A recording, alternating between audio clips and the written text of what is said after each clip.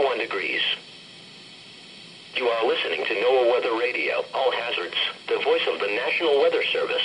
This is station KIG 79, broadcasting from the National Weather Service office near Nashville.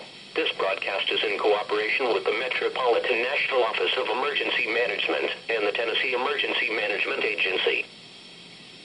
Official Amber Alert. This is a child abduction emergency received by the Tennessee Bureau of Investigation. A statewide Amber Alert has been issued for Knox County Sheriff's Office for 13-year-old Caitlin Shannon. Caitlin is a white female with blue eyes and blonde hair. She is 5 feet 2 inches tall and weighs 160 pounds. Caitlin was last seen with 46-year-old Michael Crockett on September 20th. Crockett is a white male with brown hair and hazel eyes. He is 5 feet 7 inches tall and weighs 145 pounds. Crockett is a convicted felon with a lengthy violent criminal history.